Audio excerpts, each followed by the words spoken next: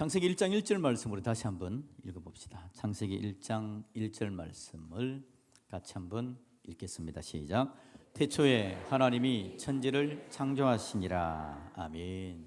사실 여러분, 이 말씀 안에 성경의 모든 이야기가 다 포함되어져 있다라고 볼 수 있습니다.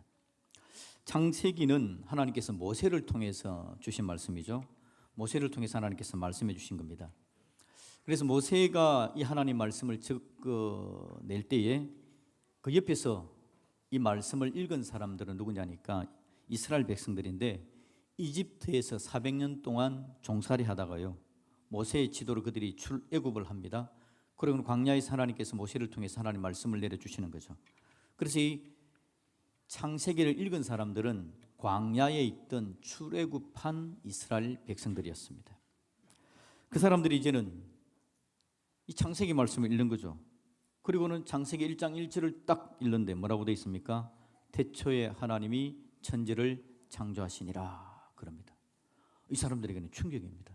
왜냐니까요, 물론 하나님을 좀 알긴 했지만 자세히 모르는 상황인데, 그들이 이집트에서 400년 동안 종살이할 때 이집트에 있는 수많은 잡신들을 보았거든요. 수많은 우상들, 사람들을 신격화하는 것, 다양한 우상을 그들이 경험했습니다. 특히 이집트가 섬기는, 애굽이 섬기는 신이 어떤 신이죠? 태양신이지 않습니까? 태양신. 그래서 그들의 왕 파라오는 태양의 아들이다 라고 그렇게 이야기를 하거든요. 그런데 태양신을 섬기고 있었는데, 하나님이 세상을 창조하셨고 하나님이 세상의 유일한 신이다 라고 이야기하니까 이 사람들이 깜짝 놀랐습니다. 이집트 사람들은 태양신을 섬겼는데, 성경을 보니까 창세기 1장에 쭉 읽어보니까 하나님께서 태양을 만들었다 그러거든. 아, 태양도 하나님께서 만든 거구나, 태양이 신이 아니구나 라는 걸 깨닫게 되는 겁니다. 여러분, 세상의 그 어떤 것도 섬김의 대상이 될 수 없다라는 것을 여러분이 기억해야 합니다.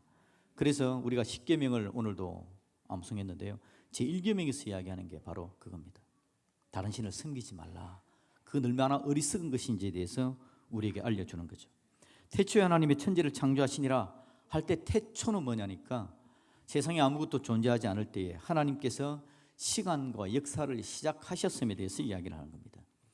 천지를 창조했다. 천지는 우리가 한문 그대로 하늘, 천, 땅, 지, 하늘과 땅을 이야기하면 하늘과 땅, 그것만이 아니라 여러분, 시간, 공간, 피조된 모든 인간, 모든 우주 만물을 다 포함하는 겁니다. 모든 걸 다 가리켜서 하나님께서 창조하셨다라는 걸 이야기하는 겁니다. 그러니까 하나님만이 온 우주의 창조를 기획하시고 운영하시는 분이시다라는 걸 말하는 게 이 창세기에서 우리에게 이야기해 주는 겁니다. 우리 하나님은 어떤 하나님이십니까? 창세기 때에 창세기 이야기를 읽고 지금 이스라엘 백성들이 출애굽하고 나서 하나님을 본다면 자기들은 그런 하나님으로 보겠지만, 지금 우리의 입장으로서 하나님은 어떤 하나님이냐니까 우리를 위해서 사랑의 예수님을 보내주신 하나님이시죠. 사랑의 예수님을 보내주셔서 우리 죄 문제를 해결하신 그 하나님, 그 하나님이 누구냐? 온 세상의 창조자이시고 왕이시고 주인이심을 이 창세기에서 선언하고 있는 걸 바라보는 겁니다. 여러분, 사실은요, 인생의 모든 문제는 이 하나님의 선언을 마음에 받아들이기만 하면 사실은 해결됩니다. 반대로 여러분, 반대로 하나님이 우리의 삶의 왕이시고 세상의 주인이시다라는 것을 부정하는 데부터 인생의 모든 문제가 시작되어집니다. 가만히 보시면 하나님이 세상의 창조주이시고 내 삶의 주인이십니다라는 걸 인정하면 그때부터 인생은 질서가 잡히고 하나님의 뜻, 하나님의 질서 안에서 삶이 회복되어서 갑니다. 그런데 사람들의 모든 문제가요, 세상 모든 만물을 창조하신 분이 하나님이시다라는 걸 인정하지 못합니다. 부정합니다. 거기다가 내 삶의 주인도 하나님이시다라는 걸 인정하지 못할 때에 삶의 여기저기서 내 마음대로 세상의 방법을 찾아 따라가다 보니 수없이 많은 문제들이 발생이 되는 걸 우리가 보는 거죠. 여러분, 창세기를 읽으시면서 우리의 삶 하나님의 것이다 인정하는 저와 여러분들 되시기를 예수님의 이름으로 축복합니다. 그 하나님의 뜻과 사랑 안에서 완전해질 수 있습니다. 그 하나님의 뜻과 사랑 안에서 우리는 회복될 수 있고 하나님의 은혜와 능력을 누릴 수 있다라는 걸 성경은 우리에게 이야기를 하는 거죠. 자, 그러면 하나님께서 세상을 어떻게 창조했는지 오늘 성경 말씀을 한번 볼까요? 창세기 1장에서 하나님께서 하나님의 나라를 만드는데요, 하나님의 창조의 특징은 뭐냐니까 질서 있다라는 겁니다. 질서. 하나님은 질서의 하나님이시다, 그렇게 표현하죠. 여러분, 창세기 1장 2절을 우리 같이 한번 읽어봅시다. 1장 2절 같이 읽습니다. 시작.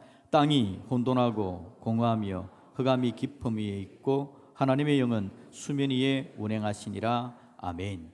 자, 여기서 땅이 혼돈하다라고 이야기합니다.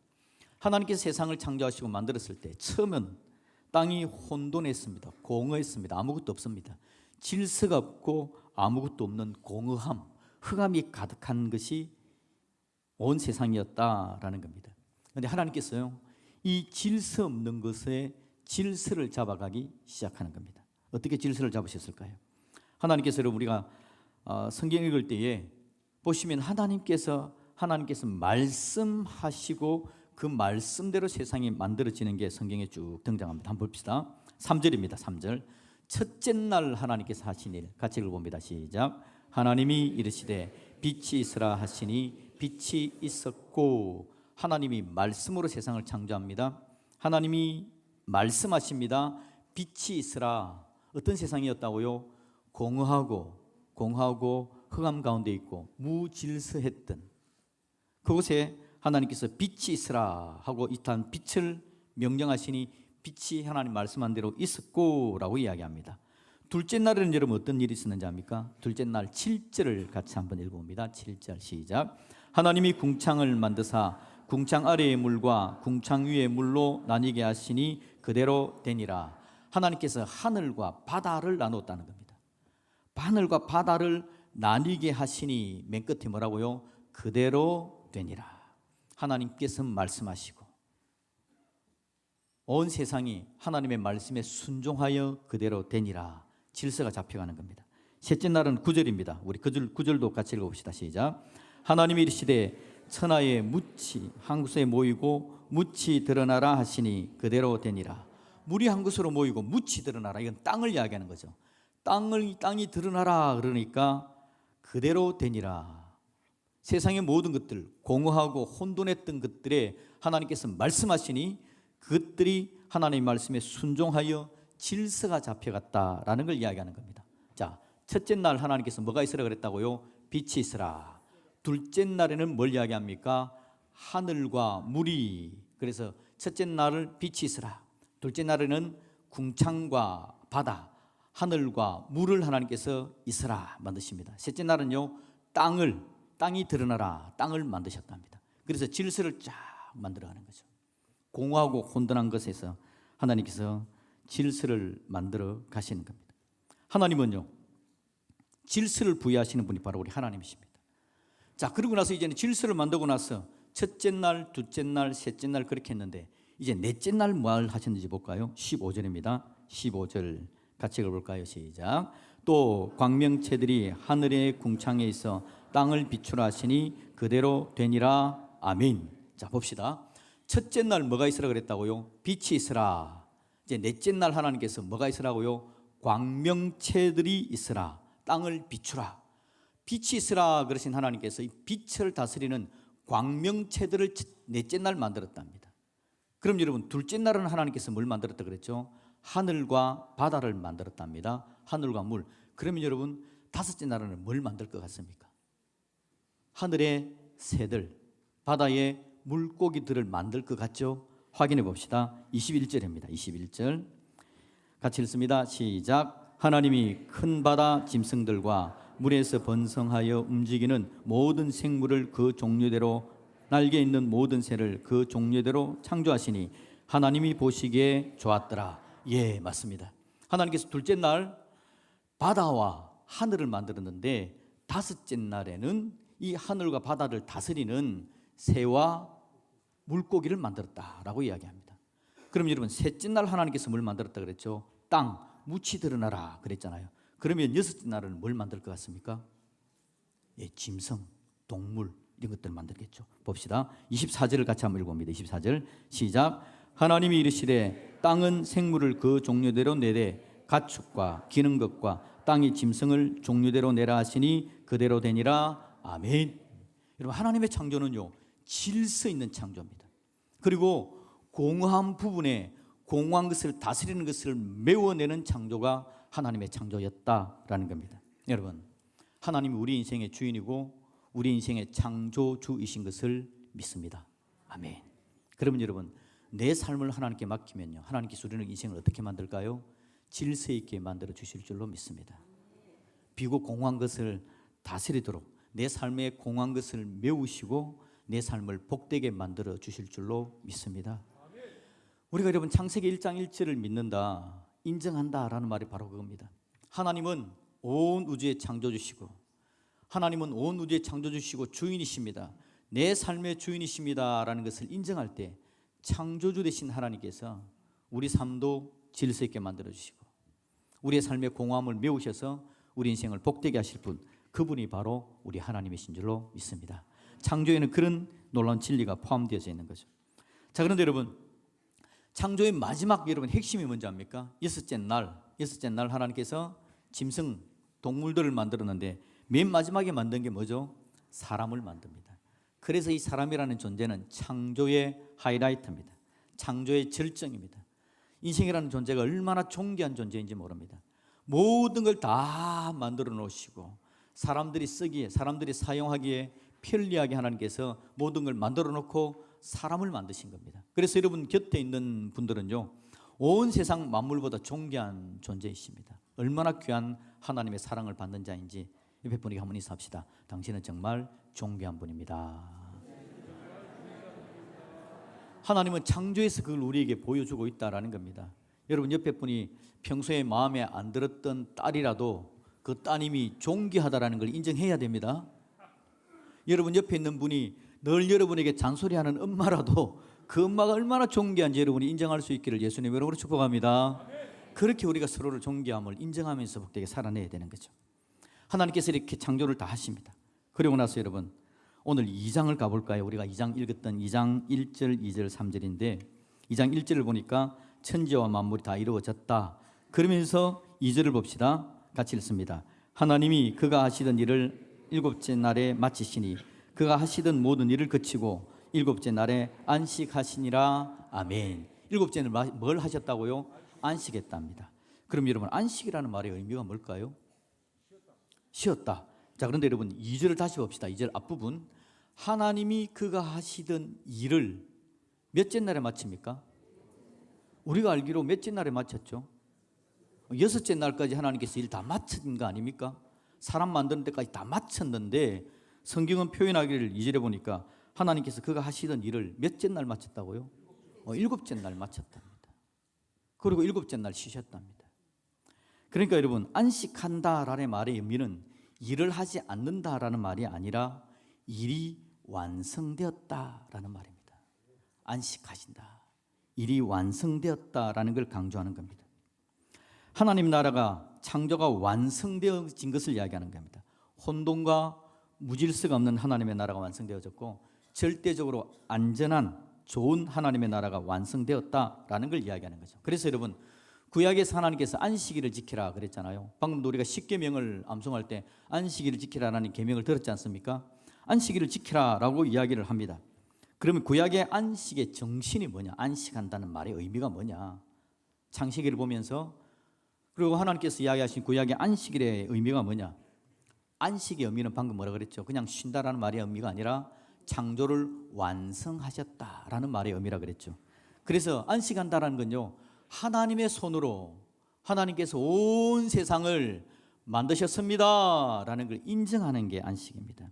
이스라엘 백성들이 여섯째 날까지는 부지런히 일합니다. 우리는 며칠 동안 일하죠? 그래서 문제가 생기는 거 아닐까?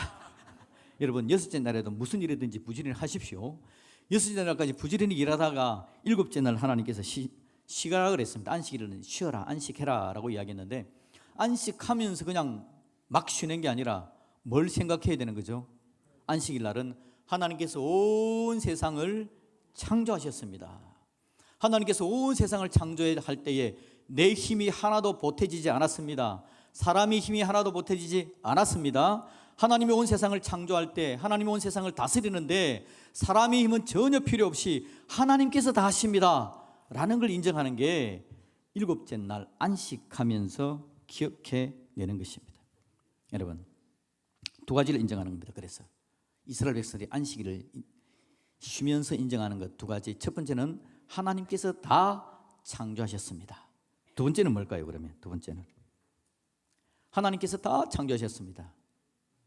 두 번째는요, 나도 하나님이 창조하시고 이스라엘도 하나님이 창조하시고 내 삶의 모든 것도 하나님께서 창조하셨습니다. 그래서 지금도 하나님께서 온 세상을 하나님이 창조하시고 하나님의 방법대로 운행하시는데 내 인생도 하나님께서 창조하셨기 때문에 이스라엘이 살아가는 모든 부분도 하나님께서 만드시고 하나님의 뜻대로 창조하시고 하나님 뜻대로 계획하시고 하나님 뜻대로 운행하십니다.